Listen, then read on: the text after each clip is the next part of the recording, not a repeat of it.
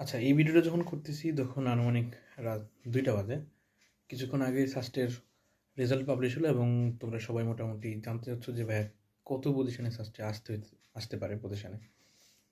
তো সংক্ষেপে বলি যে এখনও ঢাকা ইউনিভার্সিটি মানে সিকিউরুয়েট পজিশন, ঢাকা ইউনিভার্সিটি চুয়েট কুয়েট রুয়েটের রেজাল্ট পাবলিশ হয়নি। তো অনেকেই এখানে পরীক্ষা দিচ্ছে, অনেকেই ওখানে ভালো রেজাল্ট করলে এখানে পরীক্ষা দিচ্ছে। তো সব কিছু মিলে আমার অবজারভেশন হচ্ছে মোটামুটি তুমি A1 ইউনিটে, মানে যেটা মূলত সায়েন্স এবং ইঞ্জিনিয়ারিং ইউনিট, সেখানে ৪,০০০-এর মতো পজিশন, ৪,৫০০ পজিশনের মধ্যে সাবজেক্ট আসার অনেক বড় সম্ভাবনা আছে। সেটা ৫,০০০-ও যেতে পারে, ৫,০০০ সামথিং হচ্ছে বেশি। আর বি ইউনিটে যারা সায়েন্স থেকে পরীক্ষা দিছো তারা মোটামুটি ৭০০, ৮০০, ১,০০০ পর্যন্ত মোটামুটি একটা আশা রাখতে পারো। গত বছর বি ইউনিটে মোটামুটি ৫০০ পর্যন্ত, ৪৫০, ৫০০ পর্যন্ত সিট পাইছে এবং এ ইউনিটে মোটামুটি ৩,০০০-এর উপরে গেছে A1-এ।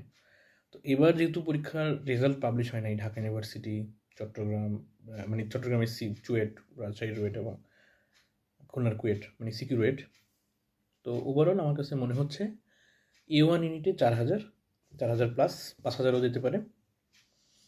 আর বি ইউনিটে মোটামুটি ধরে নিতে পার ১,০০০ সায়েন্স থেকে, ১,০০০-এর মতো হলে একটা আশা থাকতে পারে। তবে তোমরা সামনে আরও বিশ্ববিদ্যালয় আছে, কুমিল্লার পরীক্ষা ৩০-৩১ তারিখ, তারপরে নির্বাচন, রমজানের পরে গুচ্ছ আছে, আইইউটি এখনও রয়ে গেছে। এগুলোর জন্য মোটামুটি সবাই ভালো করে পড়ো। সবাই সবার জন্য শুভকামনা।